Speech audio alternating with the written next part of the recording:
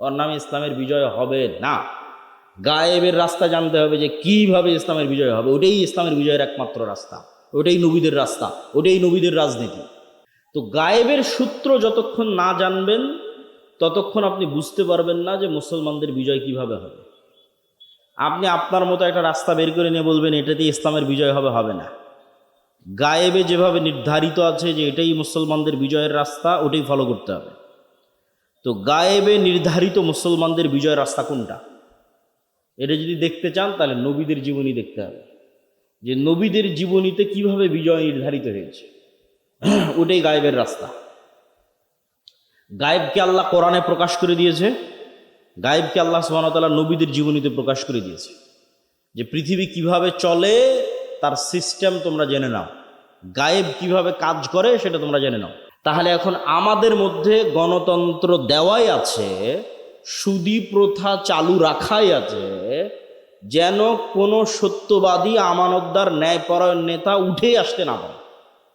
কেন গণতন্ত্রের সিস্টেম এত জঘন্য, এত নিকৃষ্ট, এখানে এক দলের নেতা আর এক দলের নেতার বিরুদ্ধে তো বলবেই, একই আসনের মনোনয়ন প্রার্থী একই দলের একজন আর একজনের বিরুদ্ধে মিথ্যা বলবে। তাহলে ওই যে মিথ্যা বলে টাকা দিয়ে মনোনয়ন কিনে নেতা হচ্ছে, এমপি হচ্ছে, ও দুনিয়ার দৃষ্টিতে নেতা, গায়েবের দৃষ্টিতে কি? তো বলেন না যে কথা, গায়েবের দৃষ্টিতে কি? গোলাম। গায়েবের দৃষ্টিতে কি? জোরে বলেন, গায়েবের দৃষ্টিতে কি? আরো জোরে বলেন, গায়েবের দৃষ্টিতে কি? গোলাম। তাহলে যে এমপি মন্ত্রী এই গণতান্ত্রিক ন্যাক্কারজনক সিস্টেমের মধ্যে মিথ্যা বলতে বাধ্য, দুর্নীতি করতে বাধ্য, তাহলে এই 2 নম্বরই দুর্নীতি মিথ্যার মধ্যে যে নেতা তৈরি হয়ে আসতেছে, ও গায়েবের দৃষ্টিতে গোলাম। তো নেতা হবে কোথায় থেকে? স্বাধীনতা আসবে কোথায় থেকে? গোলাম তৈরি হচ্ছে যে। গায়েবের সূত্রে নেতা আসতে হবে। যদি কালে ভদ্রে একজনও এই গণতান্ত্রিক সিস্টেমের মধ্যে সত্যবাদী আমানতদার ঢুকে যায়, বাঘের বাচ্চা ন্যায়পরায়ণ ঢুকে যায়, তাহলে ওই যে শরীফ ওসমান হাদির মতো গুলি করে উড়িয়ে দিবে, টিকতে দিবে না এই সিস্টেমে। এই সিস্টেম ওইভাবেই তৈরি করা আছে। এখানে মিথ্যা বলে 2 নম্বরের রাস্তা অবলম্বন করে টিকে থাকতে হবে।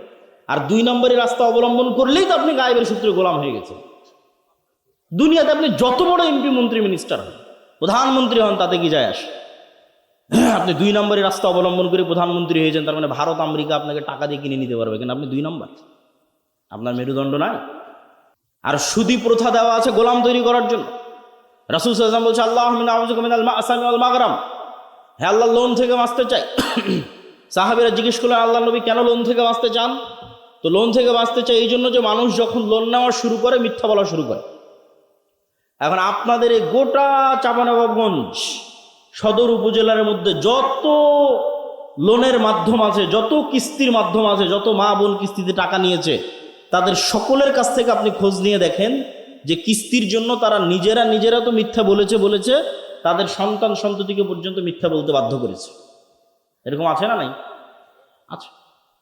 তাহলে যখনই মিথ্যা এবং 2 নম্বরই শুরু হয়ে গেছে, তখন এখান থেকে আর নেতা তৈরি হবে না। নেতা তৈরির রাস্তা বন্ধ, শেষ। দুনিয়ার দৃষ্টিতে নেতা আসতে পারে, আল্লাহর দৃষ্টিতে নেতা আসবে না, গোলাম তৈরি হচ্ছে। আর গায়েবের দৃষ্টিতে যতক্ষণ নেতা তৈরি না হবে ততক্ষণ বিজয় আসবে না। কেন? মুসলমানদের বিজয় গায়েবের রাস্তায় নির্ধারিত, ইসলামের বিজয়। দরকার নাই বাংলাদেশের মুসলমানদের বিজয়, আল্লাহ তো ঠেকা পড়েনি ইসলাম বাংলাদেশের মুসলমানদের বিজয় করতে হবে। ইউরিদুনা লিইউতফিউ নূরাল্লাহ ওয়াল্লাহু মুতিম্মু নূরিহি ওয়ালাউ কারিহাল কাফিরুন। ইসলাম আল্লাহর নূর, আর এই নূর সারা পৃথিবীতে প্রতিষ্ঠিত হবে। কাদের হাত দিয়ে? আল্লাহ কারো মুখাপেক্ষী নয়। আপনি যদি ওই শর্ত, গায়েবের মদত পাওয়ার শর্ত পূরণ করতে না পারেন, আমেরিকার খ্রিস্টানদের আল্লাহ মুসলমান বানিয়ে দেবে, ইউরোপের, ইংল্যান্ডের খ্রিস্টানদের আল্লাহ মুসলমান বানিয়ে দেবে। ন্যায়পরায়ণতা, সত্যবাদিতা, আমানতদারিতা, এটা হচ্ছে নেতৃত্বের বিকাশ। এই মোবাইলের অপর পিঠ আর এই পিঠ যদি গোলামি হয় তাহলে এই পিঠ নেতৃত্ব, এই পিঠ যদি নেতৃত্ব হয় এই পিঠ গোলামি। আপনি গোলাম আছি মানে নেতা নই, নেতা হয়ে যাব মানে গোলাম থাকবো না। তাহলে গায়েবের সূত্র অনুযায়ী নেতাকে, গায়েবের সূত্র অনুযায়ী নেতা সে যে সত্য বলে, আমানতদার, ন্যায়পরায়ণ, ধৈর্যশীল। প্রমাণ নবীদের জীবনী। মুহাম্মদ সাল্লাল্লাহু আলাইহি ওয়াসাল্লামকে আল্লাহ আলাদা করে শিখায়নি যে মুহাম্মদ তুমি আজ থেকে মিথ্যা বলিও না। সালাত শিখিয়েছে 52-53 বছর বয়সে, সিয়াম হজ শিখিয়েছে 53-54 বছর বয়সে। হিসাব আছে? আর ইমান বিল গায়েব শিখেছে শুধু 13 বছর যাবৎ মক্কায়, 40 বছর থেকে নিয়ে পুরো 13 বছর তাওহীদ শিখিয়েছে, সালাত সিয়াম হজ যাকাত নয়। আর বাকি 40 বছর জন্মগত সত্য বলে। কেন জন্মগত সত্য বলে এটা বুঝতে হবে। ইব্রাহিমের 2 সন্তান, ইসহাক ইসমাইল। ইসমাইল আছে মক্কায়, ইসহাক আছে জেরুজালেমে। ইসহাকের ছেলে ইয়াকুব, ইয়াকুবের ছেলে ইউসুফ। ইউসুফের হাত ধরে সব চলে গেল মিশরে। মিশরে ইউসুফের মৃত্যুর পর সব হয়ে গেল ফেরাউনের গোলাম। 300 বছরের গোলামি। 400 বছর পর মুসা আলাইহিস সালাম সেই গোলামি থেকে বাঁচানোর চেষ্টা করলো। তাহলে 300 বছর গোলামি করতে যায় বানু ইসরায়েলরা মিথ্যা, ধোকা, 2 নম্বরে, জুয়ার চুরি, বাটপারি, যত রাস্তা আছে দুনিয়াতে। কেন গোলামের এটা ছাড়া জীবন চলবে না। 10 জন গোলাম যদি এখানে থাকে, ও একটা রুটির জন্য মিথ্যা বলবে, একটা রুটির জন্য মারামারি করবে, একটা রুটির জন্য আরেকজনকে হত্যা করবে, এটাই গোলামের জীবন। তাহলে 300 বছর ফেরাউনের অধীনে গোলাম থেকেছে বানু ইসরায়েল। দিয়ে কি শিখেছে? 2 নম্বরের রাস্তা শিখেছে। আল্লাহ যখন জেরুজালেম বিজয় দিল, দিয়ে বললো মাথা নিচু করে ঢুকিস, তখন ওরা পিছন আগে দিয়ে ঢুকলো। এর নাম নিমক হারাম জাতি। আল্লাহ বলল শনিবারের দিন মাছ ধরবি না, বললো ঠিক আছে শনিবারের দিন মাছ ধরবো না। শনিবারের দিন মাছকে আটকে রেখে দিল, রবিবারের দিন মাছ ধরলো। এরকম 2 নম্বর শয়তানি বুদ্ধিওয়ালা জাতি হচ্ছে বানু ইসরাইল, যারা নবীর সন্তান। এই শয়তানি 2 নম্বর বুদ্ধি শিখলো থেকে ফেরাউনের গোলামির কারণে। আর ইসমাইলের বংশধরেরা মুহাম্মদ সাল্লাল্লাহু আলাইহি ওয়াসাল্লাম পর্যন্ত কোনোদিন কারো গোলাম হয়নি। মক্কার কাফের মুশরিকরা কোনোদিন কারো গোলাম ছিল না। কোনো রাজা বাদশাহ এসে কোনোদিন মক্কা দখল করেনি। মক্কার মতো শুষ্ক মরুভূমি কেউ কোনোদিন দখল করেনি। ফলত আবু তালেব কাফের হতে পারে, আব্দুল মুত্তালিব কাফের হতে পারে, মুশরিক হতে পারে, আবু সুফিয়ান কাফের মুশরিক হতে পারে, কিন্তু কারো 1 টাকা মেরে নিয়েছে আর প্রমাণ কেউ কোনোদিন দেখাতে পারবে না। কেন? এরা ইসমাইলের সন্তান, এরা জানেই না যে টাকা মারতে হয়, জানেই না যে মিথ্যা বলতে হয়। আবু সুফিয়ানকে যখন বাদশাহ হিরাক্লিয়াস জেরুজালেমে এটাকে জিজ্ঞেস করেছে, তখন আবু সুফিয়ান কাফের। বদর, উহুদ, খন্দক প্রত্যেক যুদ্ধে মুহাম্মদ সাল্লাল্লাহু আলাইহি ওয়াসাল্লামের মুখোমুখি দাঁড়িয়ে আছে, সেনাপতি, কাফের মুশরিকদের সেনাপতি। তাও আবু সুফিয়ান মিথ্যা বলে, কারণ মিথ্যা বলা জানেই না, বলবে কিভাবে? জানলে তো বলবে যে মিথ্যা বলতে হয়। এরা হচ্ছে ইসমাইলের সন্তান, কুরাইশ বংশের অধিকারী। এরা কোনোদিন কারো গোলাম ছিল না, ফলত 2 নম্বরই রাস্তা এরা জানে না। আল্লাহর নবী যখন তাওহীদের দাওয়াত নিয়ে আসলো, এরা তাওহীদ রিসিভ করলো, তখন আগে থেকে জন্মগত নেতৃত্ব, সত্যবাদিতা, আমানতদারিতা, ন্যায়পরায়ণতা, তার সাথে যুক্ত হলো তাওহীদ। যে ছোট্ট মক্কা নগরীর নেতারা হয়ে গেল সারা বিশ্বের নেতা। আল্লাহু আকবার। কোথায় আবু তালেব কাফের অবস্থায় মৃত্যুবরণ করলো, সে আবু তালেবের ছেলে আলী হয়ে গেল 4র্থ খলিফা। আবু সুফিয়ান মুসলমান হয়ে গেলেন, আবু সুফিয়ানের ছেলে মুআবিয়া। তারপরে উমাইয়া খেলাফত, এইদিকে ভারত, ওইদিকে স্পেন, ওইদিকে আফ্রিকা, ওইদিকে মধ্য এশিয়া, অর্ধবিশ্ব জয় করে ফেলে দিল। তাহলে গায়েবে নেতা নির্ধারিত হচ্ছে কিভাবে? সত্য বললে, ন্যায়পরায়ণ হলে, আমানতদার হলে নেতৃত্বের যোগ্য, না হলে ক্রস, নেতার নাম থেকে নাম কাটা। আজকে সমগ্র বিশ্বে মুসলমানেরা যে গোলামি এবং দাসত্বের জীবন যাপন করছে, সেই গোলামি এবং দাসত্বের জীবন থেকে মুক্ত হয়ে স্বাধীনতার রাস্তা কি, এটি মূলত আজকের আলোচনার বিষয়বস্তু। তবে তার পূর্বে আজকের যে যুব সমাজ এই অনুষ্ঠানের আয়োজন করেছে, তারা কিছুক্ষণ পূর্বে আপনাদের কাছে খরচের যে হিসাব পেশ করলো, সেটিকে সামনে রেখে তাদের পক্ষ থেকে আপনাদের কাছে অর্থনৈতিক সহযোগিতার যে আহ্বান আছে, সেই আহ্বানটা একটু ব্যাখ্যা দিয়ে না তুলে ধরলে আপনাদের পক্ষে দান করা সহজ হবে না। পৃথিবীতে যেমন মানুষ বিপদ আপদে পড়লে টাকা দিয়ে বাঁচতে পারে, কেস, কোর্ট কাচারি, মামলা মোকদ্দমা, অসুখ বিসুখ, ক্লিনিক, হাসপাতাল, মেডিকেল, অপারেশন, যে কোনো বিপদে সবার আগে টাকার দরকার হয়। ছেলে মেয়ের বিয়ে শাদী, পড়াশোনা, আগে টাকার দরকার। কিয়ামতের মাঠেও আল্লাহর দরবারে আপনার নামে এরকম অসংখ্য কেস, কোর্ট কাচারি, মামলা মোকদ্দমা উপস্থিত হবে। আর মজার বিষয় হচ্ছে, কিয়ামতের মাঠেও টাকা দিয়ে বাঁচা যাবে। দুনিয়াতে যেমন টাকার জরিমানা দিয়ে বাঁচা যায়, কিয়ামতের মাঠেও টাকার জরিমানা দিয়ে বাঁচা যাবে। কিন্তু দুনিয়াতে টাকা না থাকলে যেমন এর কাছ থেকে চেয়ে কর্জ নিয়ে একত্রিত করা যায়, কিয়ামতের মাঠে আর এই সুযোগটা থাকবে না। টাকাটা আগে থেকেই পাঠানো থাকতে হবে, তাহলে কাজে লাগবে। আগে থেকে যদি টাকা পাঠানো না থাকে তাহলে তখন আর টাকা তৈরিও করা যাবে না, কারো থেকে নেওয়াও যাবে না। কিন্তু টাকা যদি আগে থেকে পাঠানো থাকে তাহলে সেই টাকা দিয়ে কিয়ামতের মাঠের বিপদে ওই টাকাকে ব্যবহার করা যাবে।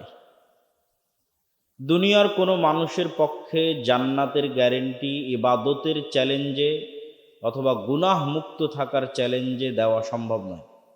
উপস্থিত মাজমার কেউ বলে দিবে যে আমি জীবনে কোনোদিন এক ওয়াক্ত সালাত কাজা করিনি, এটা যেমন কঠিন। আবার যদি কেউ বলতে পারে যে হ্যাঁ আমি জীবনে এক ওয়াক্ত সালাত কাজা করিনি, তো তার জন্য এটা বলা কঠিন যে আমি এক ওয়াক্ত সালাত কাজা করিনি, ঠিক আছে, প্রত্যেক সালাতে শুরু থেকে শেষ পর্যন্ত আমি আল্লাহকেই স্মরণে রেখেছি, দুনিয়ার কথা একবারও স্মরণ করিনি, এই গ্যারেন্টি দেওয়াও কঠিন। তাহলে মানুষের ইবাদতে কমতি আছে না নাই? কমতি আছে। তাহলে ইবাদতের গ্যারেন্টি দিয়ে কেউ বলতে পারবে যে আমি নিশ্চিত জান্নাতে যাব? পারবে না। কেউ এটাও বলতে পারবে না যে আমি শতভাগ নিষ্পাপ, অতএব আমি নিশ্চিত জান্নাতে যাব। তাহলে পাপ মুক্ত থাকার চ্যালেঞ্জ অথবা ইবাদতের পূর্ণাঙ্গতার গ্যারেন্টি দিয়ে কারো ক্ষমতা নাই জান্নাতে যাবেই যাবে এই নিশ্চয়তা দিয়ে। তাহলে জান্নাতে যে আমরা যাবই এই নিশ্চয়তা পাওয়ার শুধু দুইটা রাস্তা আছে। ইবাদত দিয়ে সম্ভব নয়, গুনাহ মুক্ত মানুষ থাকতে পারে না। তাহলে নিশ্চিত জান্নাতের দুইটা রাস্তা। ইন্নাল্লাহা আশতারা মিনাল মুমিনিনা আনফুসাহুম ওয়া আমওয়ালাহুম বিআন্না লাহুমুল জান্নাহ। আল্লাহ জান্নাত বিক্রি করবে, মানুষ জান্নাত কিনবে। এই কেনা বেচাটা ঠিক যেমন আপনারা হায়াতের মোড়ে জমি কিনেন, চাঁপাইনবাবগঞ্জ শহরে কিনেন, রাজশাহী শহরে কিনেন, ঢাকায় কিনেন, এই জমি কেনা বেচা যেমন ব্যবসা, আল্লাহ জান্নাতের প্লট আর ফ্ল্যাট বিক্রি করবে, এটাও ব্যবসা।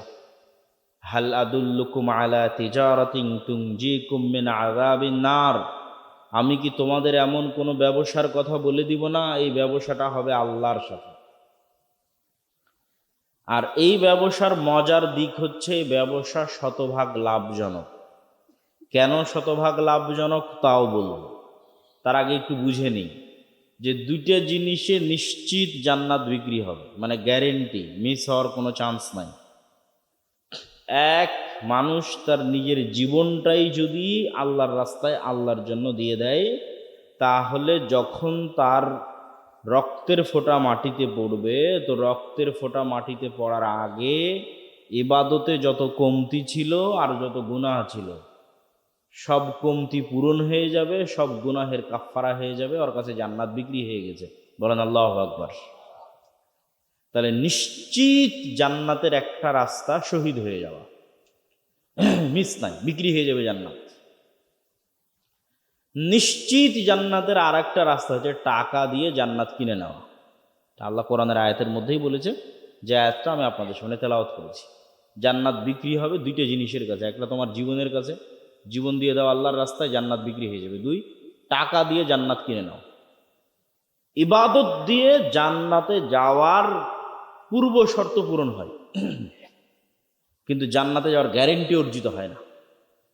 পূর্ব শর্ত পূরণ হয় বলতে, যে সালাত আদায় করে না ওর তো কোনো হিসাবই নেই, কি দান কি সাদকা আর কি কোনো কিছুই কাউন্ট নেই। তাহলে জান্নাতে যাওয়ার পূর্ব শর্ত খাতায় নাম অন্তত থাকে, সেটা ইবাদত। কিন্তু নিশ্চয়তা, নিশ্চিত জান্নাতে যেতে চাই, দুইটা দিয়ে সম্ভব, শহীদ হওয়া দিয়ে, টাকা দিয়ে। টাকা দিয়ে কেন জান্নাত সম্ভব? দুনিয়াতে আল্লাহ সুবহানাহু তাআলা অসংখ্য ইবাদতের কমতি আর অসংখ্য গুনাহের কাফফারা টাকা দিয়ে করার ব্যবস্থা করে দিয়েছে। তুমি দিনের বেলা রমাজান মাসে স্ত্রীর সাথে সাংসারিক জীবনে গেছো, এটা অনেক বড় গুনাহ করেছো। গুনাহের কাফফারা কি? আল্লাহ বলতেছে কেউ যদি আমার সাথে কেনাবেচা করে, ঠিক আছে, জান্নাতে জমি বিক্রি হবে, ও জান্নাতের জমি কিনতে চায়, প্লট এবং ফ্ল্যাট কিনতে চায়, এই জন্য দুনিয়াতে দান করতেছে। তো দান করার পর কেনাবেচা শেষ হয়ে যায়, ও যেটুকু দান করলো ওটুকু তো আমি নিলামই না, ওই তো দুনিয়াতে ব্যবহার করলো। ওরই মসজিদের ফ্যানের বাতাস উই খালো, ওরই মসজিদের এসির বাতাস উই খালো, ওরই কুরবানির গোস্ত উই খালো, আমি তো নেইনি। কিন্তু যে টাকাটা এটার জন্য ব্যয় করেছে, এই টাকাটা যে আমার অ্যাকাউন্টে জমা হলো, এটাকে আমি আল্লাহ বাড়াতেই থাকি, বাড়াতেই থাকি, বাড়াতেই থাকি, বাড়াতেই থাকি। 700 গুণ চাইলে তার চেয়েও বেশি বাড়াই। বলেন আল্লাহু আকবার। তো নেন, এর চেয়ে বড় লাভজনক ব্যবসা দুনিয়াতে আছে? কারোর সাথে এর চেয়ে বেশি লাভজনক ব্যবসা আপনি করতে পারবেন না, যে লাভজনক ব্যবসা আল্লাহর সাথে হবে। তো এই জন্য দান করতে হবে, টাকা উপার্জন করতে হবে, দান করতে হবে। যারা আজকের যুব সমাজ আছে তারা যদি বৈঠকে দান উঠাতে চায় তাহলে এখনই ঢুকে যাও। আমরা আমাদের মূল বক্তব্য এখনও শুরু করিনি, মূল বক্তব্যের বিষয় এখনও যায়নি। বৈঠকে দানে সকলকে অংশগ্রহণ করার উদাত্ত আহ্বান জানাচ্ছি। আমাদের মূল বক্তব্য হচ্ছে মুসলমানদের গোলামি এবং মুক্তির উপায়। কই তোমাদের স্বেচ্ছাসেবক কই বাবা? হ্যাঁ কই? কেউ তো যায় না। তো মুসলমানদের গোলামি এবং গোলামি থেকে মুক্তির উপায় 4টে পয়েন্টে আলোচনা করব। 1 নাম্বার ঈমান বিল গায়েব, 2 নাম্বার নেতৃত্বের বিকাশ, 3 নাম্বার সৎ আমল, 4 নাম্বার শিক্ষা ও জ্ঞান। ঈমান বিল গায়েব, গায়েব মানে যা চোখে দেখা যায় না তাকে বলে গায়েব। এখানে আজকে আমি এসেছি না আব্দুর রাজ্জাক বিন ইউসুফ এসেছে, আপনারা দেখেই চিনে নিতে পেরেছেন, ও আব্দুল্লাহ বিন আব্দুর রাজ্জাক এসেছে। একটা হিন্দুকেও যদি দেন, ও যদি চিনে আমাকে, ও দেখলে বলবে হ্যাঁ আব্দুল্লাহ বিন আব্দুর রাজ্জাক এসেছে। এই দেখা জিনিসের স্বীকৃতি দিতে কেউ মুমিন হয় না। তাহলে তো হিন্দুও মুমিন হয়ে যেত, দেখা জিনিসের স্বীকৃতিতে মুমিন হলে। তাহলে মুমিন হবে কিসে? এখানে আজকের জালসায় যে ফেরেশতারাও আছে, এটা কয়জন বিশ্বাস করে রে বাবা? বুঝেননি মনে হয় আমার কথা? ফেরেশতাদের কি দেখা যায়? দেখা যায় না। তাহলে এখানে আজকের জালসায় ফেরেশতারাও বসে আছে, এই ঈমানটা আপনার কোন লেভেলে? এমনি কথার কথা, হ্যাঁ আছে ফেরেশতা, শেষ, এই মুমিন হয়নি, মুমিন হতে পারলো না। আপনি যে উপস্থিত আছেন এটা যত সত্য, আমি যে বক্তব্য দিচ্ছি, আমার আওয়াজ শুনতেছেন, আমাকে দেখতেছেন, এটা যত সত্য, এর চেয়ে বেশি সত্য যে এখানে এখন ফেরেশতারা আছে। বলেন আল্লাহু আকবার। এই লেভেলের ঈমান যখন হবে তখন আপনি মুমিন। এটাকে বলে ঈমান বিল গায়েব, গায়েবের উপর ইয়াকিন। আল্লাহ সুবহানাহু ওয়া তাআলা কোরআন মাজিদে বলছে, যালিকাল কিতাবু লা রাইবা ফীহি হুদাল লিল মুত্তাকিন আল্লাযীনা ইউমিনুনা বিল গায়ব। যারা গায়েবে ইয়াকিন রাখে তারাই হচ্ছে মুত্তাকি, তারাই হচ্ছে মুমিন। তো কেন বলছি মুসলমানদের মুক্তির রাস্তা গায়েবে ইয়াকিন রাখা? কেননা গায়েবের কিছু সূত্র আছে যা দুনিয়ার সূত্রের সাথে মিলবে না। যেমন এখন যে আপনি দান করছেন, তো দুনিয়ার সূত্র অনুযায়ী আপনার পকেট থেকে টাকা কমে গেল না বাড়লো? আপনার পকেট থেকে টাকা কমলো না বাড়লো? এই যে 1000 টাকা আমি যদি আমার পকেট থেকে বের করি, তাহলে আমার পকেট থেকে টাকা কমলো না বাড়লো? বলেন, কমলো। তাহলে দুনিয়ার সূত্রে টাকা মাইনাস হয়ে গেছে। কিন্তু যেমনি আমি টাকাটা বের করে এখানে দিয়ে দিলাম, এটা সেম এই কাজই গায়েবের সূত্র অনুযায়ী প্লাস হয়ে গেছে, যেটা আমরা দেখতে পাচ্ছি না। ইয়ামহাকুল্লাহুর রিবা ওয়া ইরবিস সাদাকাত, সুদে টাকা কমে, দানে টাকা বাড়ে। তাহলে দুনিয়ার সূত্রেতে টাকা কমে গেল, গায়েবের সূত্রে টাকা বেড়ে গেল। এই গায়েবের সূত্রে যে টাকা বেড়ে গেল, এটার প্রভাব দেখা যাবে 5 বছর পর, 10 বছর পর। এই 1000 টাকা দান করাতে কত টাকা বাড়লো আমার, এটা 5 বছর, 10 বছর, 20 বছর পর বোঝা যাবে যে আসলে কত টাকা বাড়লো। কিন্তু টাকাটা কিন্তু গায়েবে আজকেই প্লাস মাইনাস হয়ে গেছে, গায়েবের সূত্র। দুনিয়ার সূত্রে এখন মাইনাস অবস্থায় আছে। ঠিক সুদ যখন নিচ্ছেন তখন দুনিয়ার সূত্রে প্লাস, দিলাম 1000 টাকা ধার, নিলাম 1500, কিন্তু সাথে সাথেই এটা গায়েবে মাইনাস হয়ে গেছে। গায়েবে যে মাইনাস হয়ে গেছে এটা বোঝা যাবে 5, 10 বছর, 15 বছর, 20 বছর, 50 বছর, 100 বছর পরে। তো গায়েবের সূত্র যতক্ষণ না জানবেন ততক্ষণ আপনি বুঝতে পারবেন না যে মুসলমানদের বিজয় কিভাবে হবে। আপনি আপনার মতো একটা রাস্তা বের করে নিয়ে বলবেন এটাতে ইসলামের বিজয় হবে, হবে না। গায়েবে যেভাবে নির্ধারিত আছে যে এটাই মুসলমানদের বিজয়ের রাস্তা, ওটাই ফলো করতে হবে। তো গায়েবে নির্ধারিত মুসলমানদের বিজয়ের রাস্তা কোনটা, এটা যদি দেখতে চান তাহলে নবীদের জীবনী দেখতে হবে, যে নবীদের জীবনীতে কিভাবে বিজয় নির্ধারিত হয়েছে, ওটাই গায়েবের রাস্তা। গায়েবকে আল্লাহ কোরআনে প্রকাশ করে দিয়েছে, গায়েবকে আল্লাহ সুবহানাহু ওয়া তাআলা নবীদের জীবনীতে প্রকাশ করে দিয়েছে, যে পৃথিবী কিভাবে চলে তার সিস্টেম তোমরা জেনে নাও, গায়েব কিভাবে কাজ করে সেটা তোমরা জেনে নাও। যেমন গায়েবের একটা সূত্র, ইউসাব্বিহু লিল্লাহি মা ফিস সামাওয়াতি ওয়া মা ফিল আরদ, এটা গায়েবের সূত্র, আল্লাহ কোরআনে বলে দিয়েছে।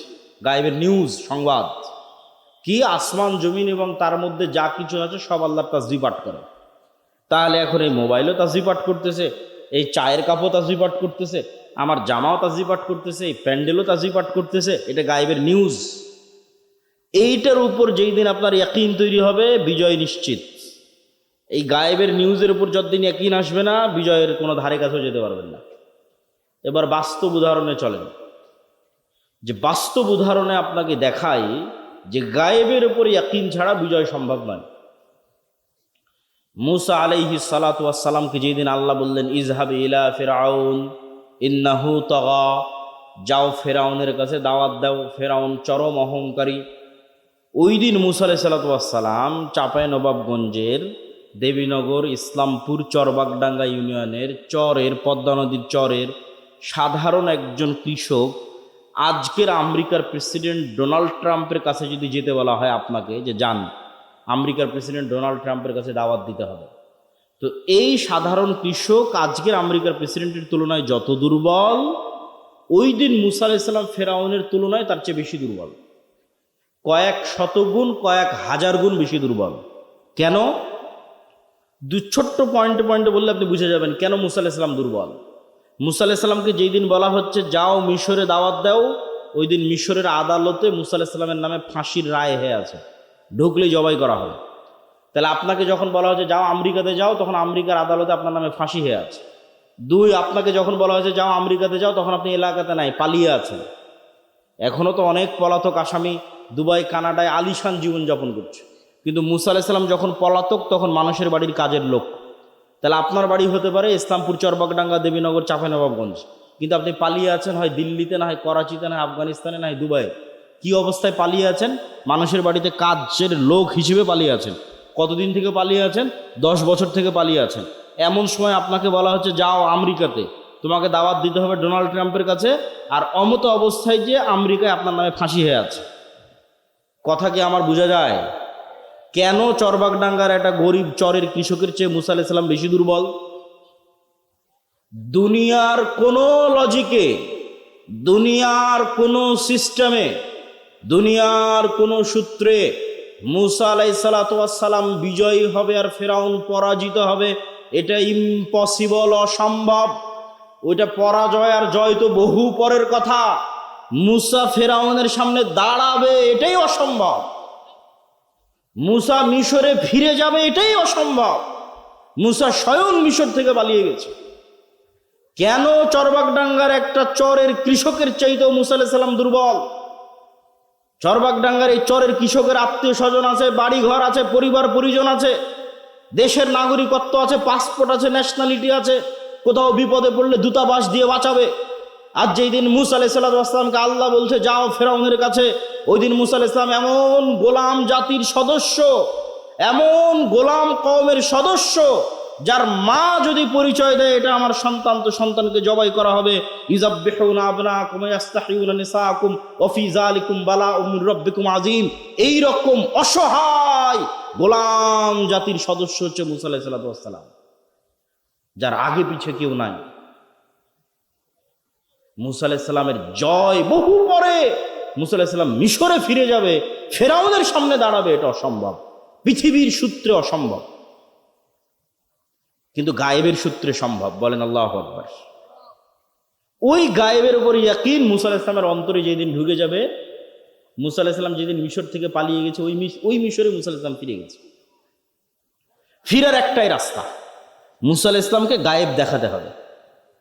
গায়েব দেখালে মুসা আলাইহিস সালামের অন্তরে গায়েবের উপর ইয়াকিন তৈরি হবে। নবীদেরকে আল্লাহ গায়েব দেখিয়েছে। যেমন আল্লাহ সুবহানাহু ওয়া তাআলা আমাদের নবী মুহাম্মদ সাল্লাল্লাহু আলাইহি ওয়াসাল্লাম সম্পর্কে বলছেন সুবহানাল্লাযী আসরা বিআবদিহি লাইলাম মিনাল মাসজিদিল হারামি ইলাল মাসজিদিল আকসা আল্লাযী বারাকনা হাওলাহ। আল্লাহ মুহাম্মদ সাল্লাল্লাহু আলাইহি ওয়াসাল্লামকে মেরাজের সফর করিয়েছেন। তো তো মেরাজের সফরের বর্ণনায় আল্লাহ সুবহানাহু ওয়া তাআলা পবিত্র কোরআন মাজিদে বলছেন যে আমি কেন মুহাম্মদকে মেরাজের সফর করালাম জানো? লিনুরিয়াহু মিন আয়াতিনা, গায়েব দেখাবো তাই। তোমাদেরকে আজীবন গল্প শুনিয়েছে জান্নাত এরকম, জাহান্নাম এরকম, কবর এরকম, আসমান এরকম, এবার সচক্ষে মুহাম্মদ সাল্লাল্লাহু আলাইহি ওয়াসাল্লাম দেখবে। বলেন আল্লাহু আকবার। লিনুরিয়াহু মিন আয়াতিনা, নিজে চোখে দেখবে যে এই যে আসমান, এই যে জান্নাত, এই যে জাহান্নাম গায়েব। যখন একবার গায়েব দেখে যায় নবীরা, তখন ইয়াকিন তৈরি হয় গায়েবের উপর। তখন আল্লাহর শক্তি, আল্লাহর ক্ষমতা সম্পর্কে নিশ্চিত জ্ঞান অর্জন হয়। ঈসা আলাইহিস সালামকে আল্লাহ গায়েব দেখিয়েছে। আপনি জীবনে কোনোদিন মরা মানুষকে জীবিত হতে দেখেছেন? কথা বলেন না, যে সবাই ঘুমান্ত নাকি? মরা মানুষকে জীবিত হতে দেখেছেন? এটা গায়েব। অবিল আখিরাতি হুম ইউকিনুন, কবর গায়েব, বারজাখ গায়েব, পরকাল গায়েব, পুনরুত্থান গায়েব, দেখেননি কোনোদিন। আর এটাই ঈসা আলাইহিস সালামের মুজিজা। যে কোনো মরা মানুষের গায়ে হাত দিয়ে বলবে বিসমিল্লাহ, মরা মানুষ জীবিত হয়ে যাবে। বলেন আল্লাহু আকবার। তো এখন মুসা আলাইহিস সালাম যতক্ষণ গায়েব না দেখেছে, মুসা আলাইহিস সালাম তো ফেরাউনের সামনে দাঁড়াতেই পারবে না। মুসা আলাইহিস সালামকে আল্লাহ বলছে, মুসা তোমার হাতে কি? আল্লাহ লাঠি। কি করো? তো এই করি। আল্লাহ বলেনি জান্নাত থেকে একটা স্পেশাল লাঠি দিলাম, এটা ছাড়ো সাপ হয়ে যাবে। জান্নাতের স্পেশাল লাঠি সাপ হতেই পারে? কিন্তু যে লাঠি আমি 10 বছর থেকে ব্যবহার করছি, ওটা কেমনে সাপ হয়? কিন্তু সাধারণ আমি নিজে গাছ থেকে কেটে নিয়ে আসছি, জ্যান্ত জীবন্ত সাপে কেমনে কেমনে পরিণত হয়? তখন মুসা আলাইহিস সালামের ইয়াকিন হয়ে গেল যে আমার ব্যবহার করা লাঠি আমার চোখের সামনে সাপ হয়ে যাচ্ছে, তার মানে আমি ফেরাউনের যে বিশাল মসনদ দেখতেছি, এই মসনদ তো আল্লাহর শক্তি, আল্লাহর ক্ষমতার সামনে লা হাওলা ওয়ালা কুওয়াতা ইল্লা বিল্লাহ। ফেরাউনের মসনদ আল্লাহর শক্তি, আল্লাহর ক্ষমতার সামনে দুর্বল না। ফেরাউনের মসনদ আল্লাহর শক্তি, আল্লাহর ক্ষমতার সামনে কমজোর না, এটা বলা হয়নি। ফেরাউনের শক্তি, সামর্থ্য আল্লাহর ক্ষমতা এবং শক্তির সামনে জিরো। বলেন আল্লাহু আকবার। দুর্বল নয়, কমজোর নয়, জিরো, কোনো মার্কই নাই, কোনো নাম্বারই নাই। এটা হলো লা হাওলা ওয়ালা কুওয়াতা ইল্লা বিল্লাহর অর্থ। এটা মুসা আলাইহিস সালামের কালবে যেই দিন তৈরি হবে, ওই দিন মুসা ফেরাউনের সামনে দাঁড়াতে পারবে। এটার নাম ঈমান বিল গায়বে ইয়াকিন। এইটা যতদিন মুসলমানদের অন্তরে তৈরি না হয়েছে, ততদিনও গায়েবের রাস্তায় চলতে পারেনি। যেই গায়েবের রাস্তায় বিজয় নির্ধারিত আছে, তখন কি মনে করবে যে না, আমাকে তো মন্দির পাহারা দিয়েই ক্ষমতায় যেতে হবে। কেন? তখন মাথার মধ্যে আছে কি দুনিয়াবী রাস্তা, গায়েবের রাস্তা ভুলে গেছি, গায়েবের উপর ইয়াকিন হারিয়ে গেছি যে দুনিয়ার রাস্তাতেই আমাকে ক্ষমতায় যেতে হবে। দুনিয়ার রাস্তায় ক্ষমতায় যেতে হলে হিন্দুদের মন্দির আমাকে পাহারা দিতেই হবে। আর ঈমান বিল গায়বে ইয়াকিন থাকলে গায়েবের রাস্তা খুঁজবে। গায়েবী মদদ ছাড়া মুসলমানদের বিজয় অতীতে কোনোদিন হয়নি, ভবিষ্যতে কোনোদিন হবে না, ফুল স্টপ। এবং এই কথাকে কোনো দলিল দিয়ে, কোরআন এবং হাদিসের, কেউ উল্টিয়ে ধরতে পারবে না। আমি তো দলিল সামনে দিব যে মুসলমানদের বিজয় দুনিয়ার শক্তিতে অতীতে কোনোদিন হয়নি, ভবিষ্যতে কোনোদিন হবে না। মুসলমানদের বিজয়ের একমাত্র রাস্তা আল্লাহর গায়েবী মদদ, একমাত্র একটাই রাস্তা, দিয়ে ফুল স্টপ। আর 2 নম্বর 3 নম্বর কোন রাস্তা নেই। তাহলে মুসা আলাইহিস সালাতু ওয়াস সালাম ফেরাউনের সামনে দাঁড়ানোরই কথা নয়। সেখানে মুসা আলাইহিস সালাম বিজয়ী হয়ে গেল আর ফেরাউন ডুবে গেল। দুনিয়ার শক্তিতে না গায়েবী মদদে? গায়েবী মদদে। মুসা আলাইহিস সালাতু ওয়াস সালাম যখন সমুদ্র পার হয়ে গেল, তখন আল্লাহ বলছে জেরুজালেমে যুদ্ধ করতে হবে। আমি লম্বা ঘটনায় যাচ্ছি না, শুধু আমাদের পয়েন্ট ধরার জন্য, ঈমান বিল গায়বে ইয়াকিন, পয়েন্ট ধরার জন্য জেরুজালেমে যুদ্ধ করতে হবে। তো বানু ইসরাইল কি বলল? কানু ফিহা কওমান জাব্বারিন লান নাদখুলাহা হাত্তা ইয়াখরুজু মিনহা। বলছে জেরুজালেমে যুদ্ধের কথা কেমনে বলো মুসা? জেরুজালেমে 50 তালার দেহের অধিকারী, 100 তালা দেহের অধিকারী জাতিরা বসবাস করে। কওমান জাব্বারিন, যাদের পাশে দাঁড়ালে আমরা পিঁপড়ার মতো হয়ে যাব। এদের সাথে আবার যুদ্ধ হয় নাকি? ইযহাব আনতা ওয়া রাব্বুকা ফাকাতিলা, তুমি আর তোমার আল্লাহ গিয়ে যুদ্ধ করো। তাহলে দুনিয়ার লজিকে জেরুজালেম মুসার বানু ইসরাইল জয় করতে পারবে না। কিন্তু 2 জন মানুষ যাদের অন্তরে ঈমান বিল গায়েব ছিল, যারা গায়েবে ইয়াকিন রাখত, এই 2 জন বলল আল্লাহ যেহেতু আদেশ করেছে যুদ্ধ করো, আল্লাহর উপর ভরসা রাখো, তোমরা ঢুকতেই বিজয়ী হয়ে যাবে। বলেন আল্লাহু আকবার। কোরআনের আয়াতের অনুবাদ করতেছেন। তো তারপরেও তারা রাজি হলো না। 40 বছরের আযাব চলে আসলো। 40 বছরের আযাবের মধ্যে মুসা আলাইহিস সালাম মারা গেল। পরবর্তী নবী হলো ইউশা বিন নুন। উনি ওই দুইজনের একজন, যিনি গায়েবে ইয়াকিন রাখতেন। ইউশা বিন নুন জাতিকে বলল, ভুল হয়ে গেছে, তওবা ইস্তেগফার করো, চলো যুদ্ধ করতে হবে। যুদ্ধ শুরু হলো এই কওমাং জাব্বারিনের বিরুদ্ধেই, যাদের এক একজনের দেহের উচ্চতা 100-200 তালার সমান হবে, 50-60 তালার সমান হবে। এই জাতির বিরুদ্ধে যুদ্ধ চলতেছে। যুদ্ধ করতে করতে শুক্রবার বিকেলবেলা, সূর্য ডুবলেই শনিবার শুরু হবে। মুসা আলাইহিস সালামের দিন অনুযায়ী যুদ্ধ বন্ধ করতে হবে, যুদ্ধ নিষিদ্ধ। তো ইউশা বিন নুন দেখতেছে যে এখন আমরা জিতার কাছাকাছি, আর 2-3 ঘন্টা 5-6 ঘন্টা যুদ্ধ করলে জিতে যাব। ইউশা বিন নুন বলছে, আল্লাহ আপনি সূর্যকে থামিয়ে দেন। কোন মানুষের মাথায় এটা আসতে পারে যুদ্ধের মাঠে যে আমার আজকের যুদ্ধ শেষ করতে আর 3-4 ঘন্টা লাগবে, অতএব সূর্যকে থামিয়ে দিই? ছেলে খেলামো কথাবার্তা, এটা মাথার মধ্যে আসাই তো সম্ভব নয়। আসবে যার ইমান বিল গায়েবে ইয়াকিন আছে, যে গায়েব ভালো করে জানে। যে গায়েব জানে না ও তো যুদ্ধই করতে যেতে চায়নি, বলছে কওমাং জাব্বারিন আছে, আমরা যুদ্ধ করবো না। আর যার গায়েবে ইয়াকিন আছে ও তো যুদ্ধ করছে, যুদ্ধের মাঠে আর মাথায় কাজ করতেছে যে যুদ্ধ থামাতে, যুদ্ধ বিজয় করতে হলে এখন সূর্য থামাতে হবে। কেমনে সম্ভব যেটা মানুষের মাথায় কাজ করে? তারপর আল্লাহকে বললো, আল্লাহ সূর্য থামিয়ে দেন। পৃথিবীর ইতিহাসে আল্লাহ প্রথমবারের মতো সূর্যকে থামিয়ে দিলেন। বলে আল্লাহু আকবার। কি পরিমাণ গায়েবে ইয়াকিন থাকলে এটা হতে পারে? এখন বলেন, ইউশা বিন নুন জেরুজালেম বিজয় করলো দুনিয়াবী শক্তিতে না গায়েবের মদদে? গায়েবের মদদে। দাউদ এবং তলুত যুদ্ধের জন্য বের হয়েছে, এটাও জেরুজালেম বিজয়, ফিলিস্তিন বিজয়ের যুদ্ধ। আল্লাহ বলছে সামনে নদী আছে, এই নদীতে কেউ পানি পান করতে পাবে না, বিনা পানি পান করে পার হতে হবে। বিনা পানি পান করে পার হয়েছে 300+ সামথিং, 310, 12, 13। এরা যখন পানি পান না করে পার হয়েছে, পার হওয়ার পর দেখে জালুতের বিশাল বাহিনী, লক্ষাধিক বাহিনী, আর বিপরীতে মাত্র 300 জন। তো ওই দিন ওরা মুখ দিয়ে যা উচ্চারণ করেছিল তা আল্লাহ কোরআনে উল্লেখ করেছে। আল্লাহ কোরআনের আয়াত বলতেছে আপনাকে, কোরআনের বাক্য, লা তাকাতা লানাল ইয়াউমা বিজালুতা ওয়া জুনুদিহি। ওরা ওই দিন নদী পার হয়ে বলেনি যে আজকে জালুতের বাহিনীর তুলনায় আমরা দুর্বল, এটা বলেনি। বলেছে জালুতের বাহিনীর তুলনায় আমরা কিছুই না, লা তাকাতা লানা, আজকে আমাদের কোনো শক্তি নাই। যুদ্ধ কেমনে হবে? এই যুদ্ধ হওয়ার কোনো পসিবিলিটি নাই, কোনো সম্ভাবনাই নেই, যুদ্ধই হবে না।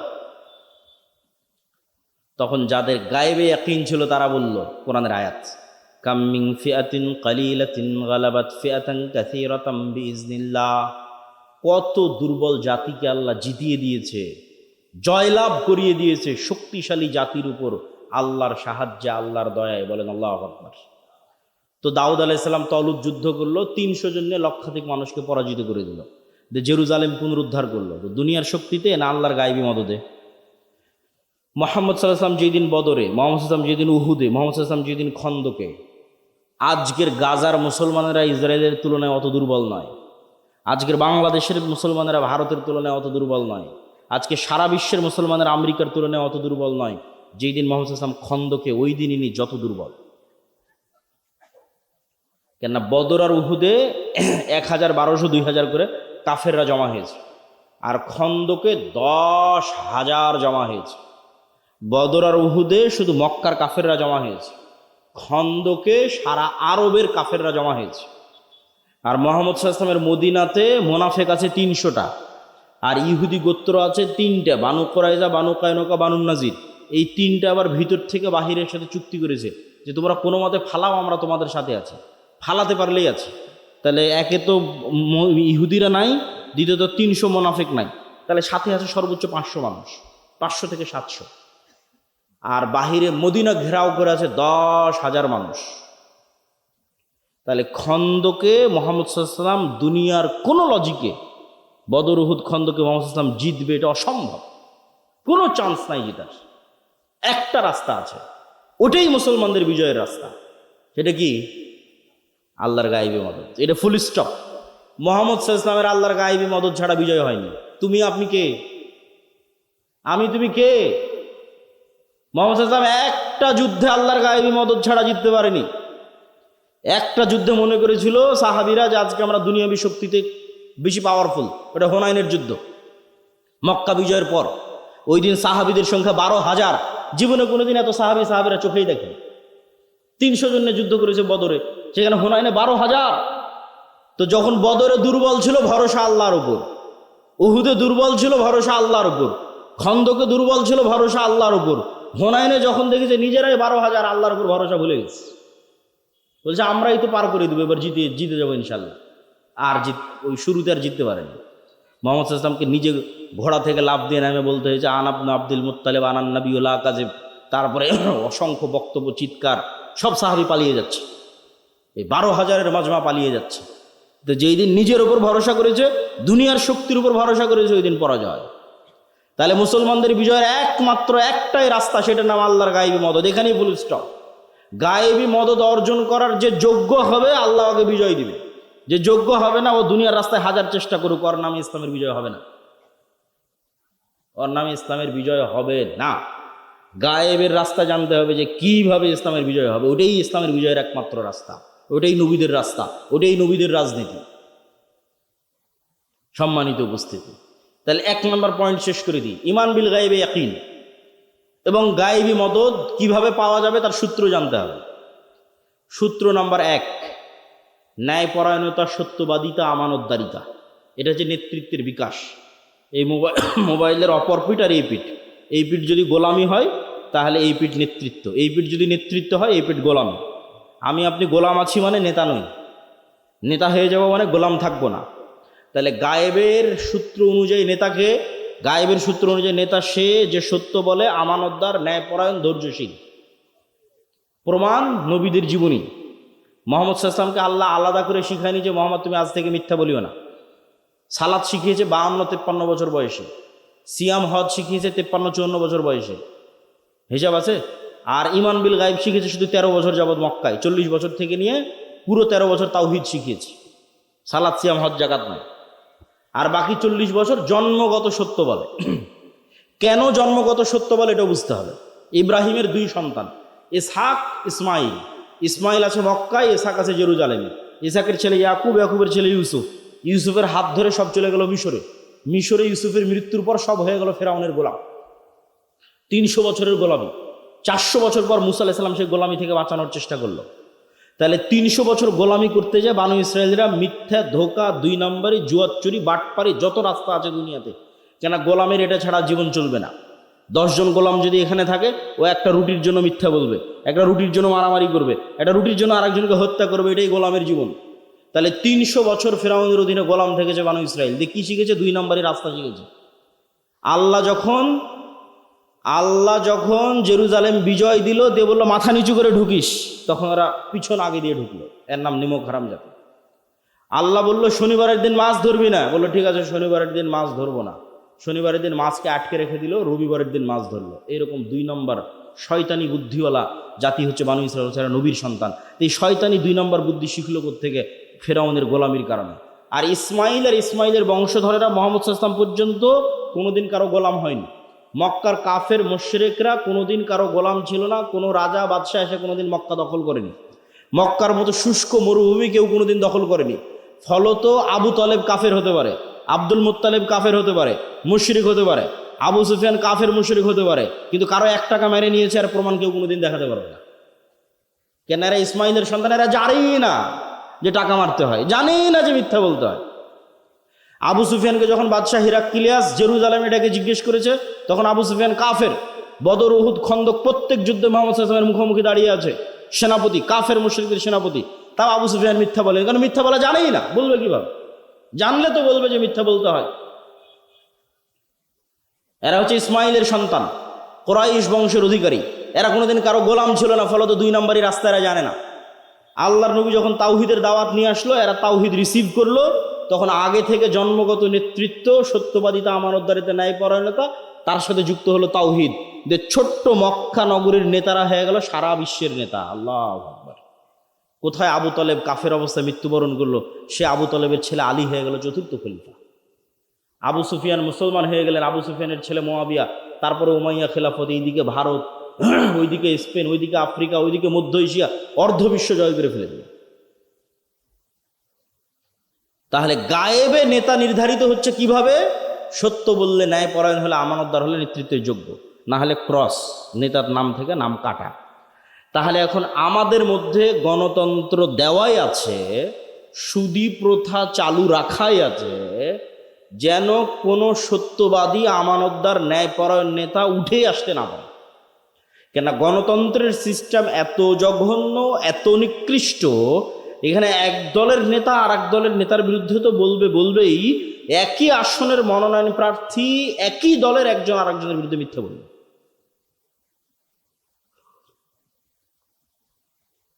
তাহলে ওই যে মিথ্যা বলে টাকা দিয়ে মনোনয়ন কিনে নেতা হচ্ছে, এমপি হচ্ছে, ও দুনিয়ার দৃষ্টিতে নেতা, গায়েবের দৃষ্টিতে কি? তো বলেন না যে কথা, গায়েবের দৃষ্টিতে কি? গোলাম। গায়েবের দৃষ্টিতে কি? জোরে বলেন, গায়েবের দৃষ্টিতে কি? আরো জোরে বলেন, গায়েবের দৃষ্টিতে কি? গোলাম। তাহলে যে এমপি মন্ত্রী এই গণতান্ত্রিক ন্যাক্কারজনক সিস্টেমের মধ্যে মিথ্যা বলতে বাধ্য, দুর্নীতি করতে বাধ্য, তাহলে এই 2 নম্বরই দুর্নীতি মিথ্যার মধ্যে যে নেতা তৈরি হয়ে আসতেছে, ও গায়েবের দৃষ্টিতে গোলাম। তো নেতা হবে কোথায় থেকে? স্বাধীনতা আসবে কোথায় থেকে? গোলাম তৈরি হচ্ছে যে। গায়েবের সূত্রে নেতা আসতে হবে। যদি কালে ভদ্রে একজনও এই গণতান্ত্রিক সিস্টেমের মধ্যে সত্যবাদী আমানতদার ঢুকে যায়, বাঘের বাচ্চা ন্যায়পরায়ণ ঢুকে যায়, তাহলে ওই যে শরীফ ওসমান হাদির মতো গুলি করে উড়িয়ে দিবে, টিকতে দিবে না এই সিস্টেমে। এই সিস্টেম ওইভাবেই তৈরি করা আছে। এখানে মিথ্যা বলে 2 নম্বরের রাস্তা অবলম্বন করে টিকে থাকতে হবে। আর 2 নম্বরের রাস্তা অবলম্বন করলেই তো আপনি গায়েবের সূত্রে গোলাম হয়ে গেছেন। দুনিয়াতে আপনি যত বড় এমপি, মন্ত্রী, মিনিস্টার হন, প্রধানমন্ত্রী হন, তাতে কি যায় আসে? আপনি 2 নম্বরের রাস্তা অবলম্বন করে প্রধানমন্ত্রী হয়েছেন, তার মানে ভারত আমেরিকা আপনাকে টাকা দিয়ে কিনে নিতে পারবে, কিন্তু আপনি 2 নম্বর, আপনার মেরুদণ্ড নাই। আর সুদী প্রথা দেওয়া আছে গোলাম তৈরি করার জন্য। রাসূল সাল্লাল্লাহু আলাইহি ওয়াসাল্লাম বলছে, আল্লাহুম্মা ইন্নী আউযুবিকা মিনাল মা'সামি ওয়াল মাগরাম। হে আল্লাহ, লোন থেকে বাঁচতে চাই। সাহাবীরা জিজ্ঞেস করলেন, আল্লাহ নবী কেন লোন থেকে বাঁচতে চান? তো লোন থেকে বাঁচতে চাই এই জন্য যে মানুষ যখন লোন নেওয়া শুরু করে মিথ্যা বলা শুরু করে। এখন আপনাদের এই গোটা চাঁপাইনবাবগঞ্জ সদর উপজেলার মধ্যে যত লোনের মাধ্যম আছে, যত কিস্তির মাধ্যম আছে, যত মা বোন কিস্তিতে টাকা নিয়েছে, তাদের সকলের কাছ থেকে আপনি খোঁজ নিয়ে দেখেন যে কিস্তির জন্য তারা নিজেরা তো মিথ্যা বলেছে, তাদের সন্তান সন্ততিকে পর্যন্ত মিথ্যা বলতে বাধ্য করেছে। এরকম আছে না নাই? আছে। তাহলে যখনই মিথ্যা এবং 2 নম্বরই শুরু হয়ে গেছে, তখন এখান থেকে আর নেতা তৈরি হবে না। নেতা তৈরির রাস্তা বন্ধ, শেষ। দুনিয়ার দৃষ্টিতে নেতা আসতে পারে, আল্লাহর দৃষ্টিতে নেতা আসবে না, গোলাম তৈরি হচ্ছে। আর গায়েবের দৃষ্টিতে যতক্ষণ নেতা তৈরি না হবে ততক্ষণ বিজয় আসবে না। কেন মুসলমানদের বিজয় গায়েবের রাস্তায় নির্ধারিত, ইসলামের বিজয়। দরকার নাই বাংলাদেশের মুসলমানদের বিজয়, আল্লাহ তো ঠেকা পড়েনি ইসলাম বাংলাদেশের মুসলমানদের বিজয় করতে হবে। ইউরিদুনা লিইউতফিউ নূরাল্লাহ ওয়াল্লাহু মুতিম্মু নূরিহি ওয়ালাউ কারিহাল কাফিরুন। ইসলাম আল্লাহর নূর, আর এই নূর সারা পৃথিবীতে প্রতিষ্ঠিত হবে। কাদের হাত দিয়ে? আল্লাহ কারো মুখাপেক্ষী নয়। আপনি যদি ওই শর্ত, গায়েবের মদদ পাওয়ার শর্ত পূরণ করতে না পারেন, আমেরিকার খ্রিস্টানদের আল্লাহ মুসলমান বানিয়ে দেবে, ইউরোপের, ইংল্যান্ডের খ্রিস্টানদের আল্লাহ মুসলমান বানিয়ে দেবে। গায়েবের মদদ পাওয়ার পূর্ব শর্ত পূরণ করতে হবে। পয়েন্ট নাম্বার 3, সৎ আমল। গায়েবের মদদ সৎ আমলে আসে। আর যেই বড় 2টা সৎ আমলে গায়েবের মদদ সবচেয়ে বেশি আসে, তার একটা রাতের সালাত আর একটা সকাল সন্ধ্যের জিকির। মুহাম্মদ সাল্লাল্লাহু আলাইহি সাল্লাম বদরের যুদ্ধে জিততে হবে, তাহলে আমরা ফুল স্টপ দিয়েছি যে মুসলমানদের বিজয় গায়েবী মদদ ছাড়া হয় না। তাহলে মুহাম্মদ সাল্লাল্লাহু আলাইহি সাল্লাম যদি বদরে জিততে চায়, তাহলে মুহাম্মদ সাল্লাল্লাহু আলাইহি সাল্লামের কিসের দরকার বলেন তো? গায়েবের মদদের দরকার। তো গায়েবের মদদ আসমান থেকে দুনিয়াতে টেনে আনতে রাতের সালাত আদায় করতে হবে। তো মুহাম্মদ সাল্লাল্লাহু আলাইহি সাল্লাম এমনি রাতের সালাত আদায় করে, কিন্তু বদরের আগের দিন এত লম্বা সালাত, আবু বকর রাদিয়াল্লাহু তাআলা আনহু পর্যন্ত ক্লান্ত হয়ে গেছে যে আল্লাহ নবী হয়েছে, বাস আর দরকার নাই। তাহলে একজন নবী যার কাছে নিয়মিত ওহী আসতেছে, তিনি গায়েবের সূত্র এত ভালোভাবে জানে যে বদরে যদি আমাকে জিততে হয় তো গায়েবের মদদ লাগবে সূর্য ডুবার আগ পর্যন্ত, এটা সন্ধ্যা। আর জিকির কেন পাওয়ারফুল? আওয়াজ সবচেয়ে পাওয়ারফুল। আল্লাহ কুন ফায়াকুন দিয়ে সমগ্র আসমান জমিন পৃথিবী সৃষ্টি করেছে, আওয়াজ, ইসরাফিলের বাঁশির আওয়াজ দিয়ে সমগ্র আসমান জমিন পৃথিবী ধ্বংস করে দিবে। আর এই যে কিছুক্ষণ আগেই তো শুনলেন যে সব তাসবিহ পাঠ করে, এগুলোর আওয়াজ হচ্ছে, আমরা শুনতে পাই আর শুনতে না পাই, সবগুলোর আওয়াজ হচ্ছে। আর এই যে কোরআন মুসলমানদের দেওয়া আল্লাহর সবচেয়ে বড় মোজেজা, মুসা আলাইহিস সালামের লাঠির চেয়ে পাওয়ারফুল, ঈসা আলাইহিস সালামের মৃতকে জীবিত করার চেয়ে পাওয়ারফুল, কেন এটা স্বয়ং আল্লাহর আওয়াজ। এই জন্য কোরআন শ্রেষ্ঠতম জিকির। তাহলে জিকির কি তৈরি করে? আওয়াজ তৈরি করে। এবং জিকির দোয়া করার চেয়ে শ্রেষ্ঠ। দোয়াতে মানুষের ব্যক্তিগত স্বার্থ থাকে অনেক সময়, আর জিকিরে কিছু থাকে না, শুধু আল্লাহর প্রশংসা, আল্লাহর বড়ত্ব, আল্লাহর মহত্ব। লা ইলাহা ইল্লাল্লাহু ওয়াহদাহু লা শারীকা লাহু লাহুল মুলকু ওয়া লাহুল হামদু ওয়া হুয়া আলা কুল্লি শাইইন কাদির। লা হাওলা ওয়া লা কুওয়াতা ইল্লা বিল্লাহ। সুবহানাল্লাহি ওয়া বিহামদিহি সুবহানাল্লাহিল আযীম। সব আল্লাহর বড়ত্ব, আল্লাহর মহত্ব। শেষ পয়েন্ট হচ্ছে জ্ঞান এবং শিক্ষা। এটা বলার আগে জরুরি যেটা কথা, সেটা আজকে বক্তব্যে যা আলোচনা করতেছি এগুলো সব আমার লেখা বই, আল্লাহর পথে যাত্রার মধ্যে আছে। এই বইটা আস্তে আস্তে শেষ হয়ে যায়, আজকে হয়তো এখানে পাবেন না, অনলাইন থেকে বইটা নেওয়ার চেষ্টা করতে হবে। তবে যে বইগুলো পাবেন সেগুলো খুঁজে দেখতে হবে। যেমন মাসিক আল ইসলাম যদি থাকে, রাসূল সাল্লাল্লাহু আলাইহি ওয়াসাল্লামের সালাত, উপদেশ, 1000 প্রশ্ন উত্তরের যদি বইটা থাকে, খুঁজে দেখতে হবে। তাহলে জ্ঞান এবং শিক্ষা, যেটা আমাদের আজকে শেষ পয়েন্ট। আল্লাহ সুবহানাহু ওয়া তাআলা নিজে সবচেয়ে বেশি জ্ঞানী। আদম আলাইহিস সালাতু ওয়াস সালামকে জিন এবং ফেরেশতা দিয়ে সিজদা করানো হয়েছে, আদম আলাইহিস সালাম তাদের চেয়ে সবচেয়ে জ্ঞানী ছিলেন। তলুতকে যখন নেতা বানানো হয়, তখন তলুতকে আল্লাহ নেতা বানালেন দাউদ আলাইহিস সালামের যুগে, কেননা তলুত জ্ঞানী ছিল। তো পৃথিবীর সিস্টেম তৈরি করা আছে, যে জ্ঞানী হবে সে ক্ষমতা পাবে। জ্ঞানী যদি ইহুদির সন্তানও হয় তো ইহুদি ক্ষমতা পাবে, জ্ঞানী যদি খ্রিস্টানের সন্তানও হয় খ্রিস্টান ক্ষমতা পাবে। তাহলে একই সময়ে চাঁপাইনবাবগঞ্জের মুসলমানের যুবকেরা মদ, জুয়া, নেশা, বিড়ি, cigarette, free fire, PUBG, mobile, YouTube, অশ্লীল ভিডিও, যত সময় নষ্টের রাস্তা আছে সেগুলোতে সময় ব্যয় করতেছে। আর ওই একই সময়ে একটা ইহুদির ছেলে, একটা খ্রিস্টান ছেলে অক্সফোর্ড ক্যামব্রিজে বসে জ্ঞান চর্চা করতেছে। তখন আপনি বলেন আল্লাহর দৃষ্টিতে পৃথিবীর ক্ষমতা কে পাবে? মদখোর, জুয়াখোর, না জ্ঞানের চর্চা করছে যে সে? জ্ঞানের চর্চা যে করছে সে। আল্লাহ এই রুলস ব্রেক করবে না, এই রুলস আল্লাহ ভাঙবে না। আপনি যোগ্য হননি, যে আপনাকে আল্লাহর গায়েবে মদত পাওয়ার যোগ্য হতে হবে। তাহলে আপনি বিড়ি, সিগারেট, জুয়া, মদ, নেশা, ফ্রি ফায়ার, পাবজি সময় নষ্ট করে আপনি বলবেন আল্লাহ আমাকে কেন অমুক ধরে মারে, আমাকে কেন এরকম গোলামির জীবন দিলা? জি না, গোলামির জীবন তুমি নিজে আপন করে নিয়েছো। তাহলে গোলামির জীবন, জিঞ্জির ভাঙ্গার শেষ রাস্তা কি? আল্লাহ পৃথিবী তৈরি করেছে এভাবে, জ্ঞান যার ক্ষমতা তার। তো তুমি বাবা যদি গোলামির জিঞ্জির ভাঙতে চাও, তাহলে এই যে যত সময় নষ্টের রাস্তা আছে সব সময় নষ্টের রাস্তা থেকে তওবা করে ফিরে এসে বই নিয়ে বসে পড়ো, জ্ঞান অর্জন করো। আর যদি বলো যে না দরকার নাই, তাহলে ওই যে বয়স যখন 30 তখন হয় প্রবাসে গিয়ে কামলা খাটতে হচ্ছে, আর না হয় মিথ্যা ডকুমেন্টস, মিথ্যা পেপার তৈরি করে দালালকে টাকা দিয়ে ভূমধ্যসাগর পাড়ি দিয়ে ইউরোপ আমেরিকায় গিয়ে মিথ্যা কথা বলে, মিথ্যা ওয়াদা দিয়ে, মিথ্যা সিস্টেমে, যত মিথ্যার উপর আছে পুরো জীবন শেষ পর্যন্ত মিথ্যার উপরে।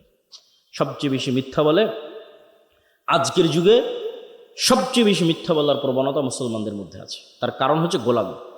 আল্লামা ইকবাল লিখেছেন, গোলামি মে বদল জাতে হ্যাঁ কওমোं का ज़मीर। গোলামির কারণে জাতির চরিত্র পরিবর্তন হয়ে যায়। গোলামির কারণে যে জাতির চরিত্র পরিবর্তন হয় তার একটা উদাহরণ দিয়ে আজকের বক্তব্যের শেষের দিকে চলে যাব।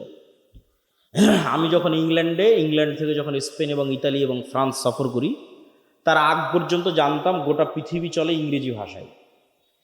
ইংল্যান্ড থেকে যখন স্পেন, ফ্রান্স এবং ইতালি গেলাম, বিমানবন্দরে এক্সিট লেখাটাও ইংরেজিতে খুঁজে পাই না। এরকমও বিমানবন্দর পেয়েছি যেখানে এক্সিট যে ইংরেজিতে লেখা আছে, কোন দিক দিয়ে যে বের হবো ওইটাও খুঁজে পাই না, ইংরেজি নাই। মাথায় ঘুরে গেল, ইংরেজি নাই কেন? এক এক দেশে এক এক ভাষা, তো ইংরেজির তো অস্তিত্ব থাকে।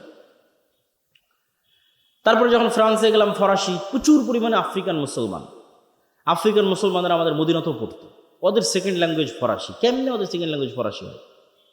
আফ্রিকায় এত, এই ফ্রান্সে এত আফ্রিকান মুসলমান কেন? আফ্রিকান মুসলমানদের ভাষা কেন ফরাসি? আর ভারত পাকিস্তান মুসলমানদের ভাষা কেন ইংরেজি? ইংরেজি দিয়ে নাকি সারা পৃথিবী চলে, তাহলে ইতালি, ফ্রান্স, স্পেন ইংরেজি নাই কেন? জার্মানিতে ইংরেজি নাই কেন? তাহলে আমরা যে নিজের অজান্তে মনে করছি যে ইংরেজি খুব দামি, এটা হচ্ছে গোলামির চিহ্ন বহন করতেছি নিজের অজান্তে। আমি বুঝাতে না পারলে এটা আমার ব্যর্থতা। 190 বছর যেহেতু আমরা ব্রিটিশদের গোলামি করেছি, ওটা অটোমেটিক নিজের অজান্তে বহন করতেছি যে ইংরেজি শ্রেষ্ঠ। ঠিক ওই আফ্রিকার মুসলমানেরা যাদেরকে ফ্রান্স শাসন করেছে, ওরা নিজের অজান্তে বহন করতেছে যে আমাকে ফরাসি শিখতে হবে। এই জন্য ইংল্যান্ডে ভারত, পাকিস্তান, বাংলাদেশের মুসলমান বেশি, আর ফ্রান্সে আফ্রিকার মুসলমানেরা বেশি। আর একটা পয়েন্ট জেনে নেন, যেখানে গোলামি যত বেশি, ওখানে মিথ্যা 2 নম্বরে জুয়াচুরি ডাকাতি তত বেশি। আপনি বাংলাদেশের মুসলমানদের সাথে রোহিঙ্গা মুসলমানদের তুলনা করবেন, বাংলাদেশের মুসলমানদের সাথে ভারতের মুসলমানদের তুলনা করবেন, তারপরে হচ্ছে গাজার মুসলমানদের তুলনা করবেন, তারপর আফ্রিকার মুসলমানদের তুলনা করবেন। যেখানে দেখবেন বেশি 2 নম্বরই, বেশি ধোকাবাজি, বুঝবেন এরা বেশি ভয়ঙ্কর গোলামিতে ছিল। তো গোলামির চিহ্ন মানুষ নিজের অজান্তে বহন করে। তো এই গোলামির চিহ্ন যদি ভাঙতে চাই, নিজেকেই ভাঙতে হবে। ভাঙ্গার একটাই রাস্তা, গায়েবের সূত্র জানতে হবে। গায়েবের সূত্র আজকে আপনাদের বলে দিলাম। ন্যায়পরায়ণ সত্যবাদী হওয়া ছাড়া, সৎ আমল করা ছাড়া, জ্ঞান এবং শিক্ষায় এগিয়ে যাওয়া ছাড়া আপনি আল্লাহর দৃষ্টিতে গায়েবী মদত পাওয়ার যোগ্য বলে বিবেচিত হবেন না। ফলত দুনিয়ার রাস্তায় আপনি যতই চেষ্টা করেন, আপনার গোলামির জিঞ্জির ভাঙবে না। আল্লাহ সুবহানাহু ওয়া তাআলা আমাদের কবুল করুক। আল্লাহুম্মা আমিন। ওয়া আখিরু দাওয়ানা আনিল হামদুলিল্লাহি রাব্বিল আলামিন। আসসালামু আলাইকুম ওয়া রাহমাতুল্লাহি ওয়া বারাকাতুহু।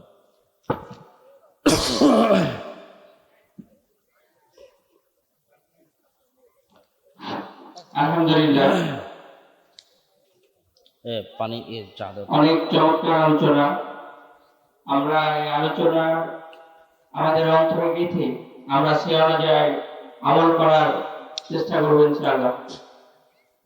এ পর্যায়ে আজকে সম্মানিত সভাপতি আমাদের এই সম্মেলনের সমাপ্তি ঘোষণা করবেন।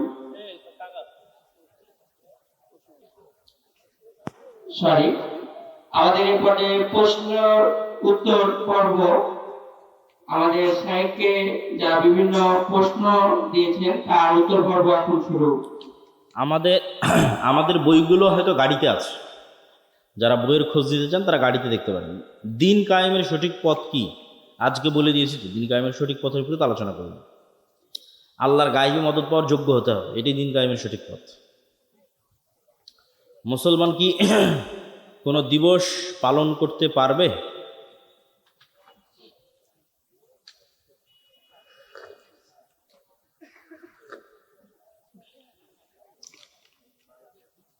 কেউ যদি বরকতময় কল্যাণকর মনে করে পালন করে তাহলে শিরক হবে, আর বরকতময় কল্যাণকর ছাড়া এমনি পালন করে তাহলে হারামের কাতারে পড়বে।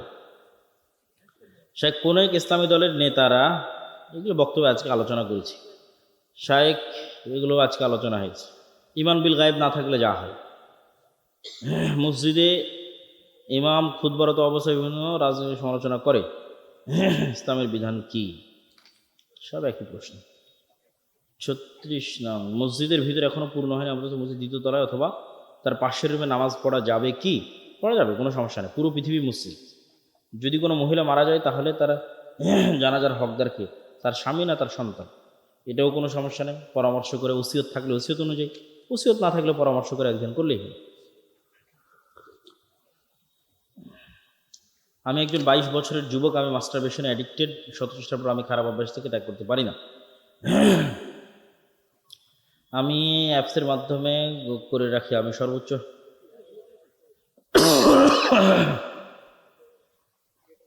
বিয়ে করার মতো পরিবেশ অনুকূলে নাই, সেক্ষেত্রে আমার করণীয় কি? প্রথম করণীয় হচ্ছে সৎসঙ্গ। 1 নাম্বার, যদি সৎসঙ্গী থাকে, সৎ বন্ধু থাকে, তাহলে মানুষের জন্য দিন পালন সহজ হয়। 2 নম্বর হচ্ছে নিয়মিত মৃত্যুর স্মরণ, জানাজা, কাফন দাফন ইত্যাদি কাজে বেশি অংশগ্রহণ করা, কবর জিয়ারত বেশি করতে যাওয়া। 3 নম্বর হচ্ছে প্রতিদিন পবিত্র কোরআন থেকে কিছু পড়ার এবং কিছু বুঝার চেষ্টা রাখা, এবং দিনের জ্ঞান আরও বেশি অর্জন করা। যেমন আল্লাহর পথে যাত্রা, আমাদের যে বইটা, যেটা থেকে আজকে আলোচনা করলাম, এই বইটা সবাই পড়ে দেখতে পারে, দিনের মৌলিক বেসিক জিনিসগুলো জানার জন্য। আর সর্বোপরি আল্লাহ সুবহানাহু ওয়া তাআলার সাহায্য চাওয়া, এবং সর্বশেষ নিজেকে এত বেশি কাজে ব্যস্ত রাখা যে অন্যদিকে মনোযোগ যাবে না। এই জন্য প্রোডাক্টিভ হওয়া, কাজের চাপ নেওয়া। আজকে আসসালামু আলাইকুম। সুবহানাকাল্লাহুম্মা ওয়া বিহামদিকা আশহাদু আল্লা ইলাহা ইল্লা আনতা আস্তাগফিরুকা ওয়া আতুবু ইলাইক।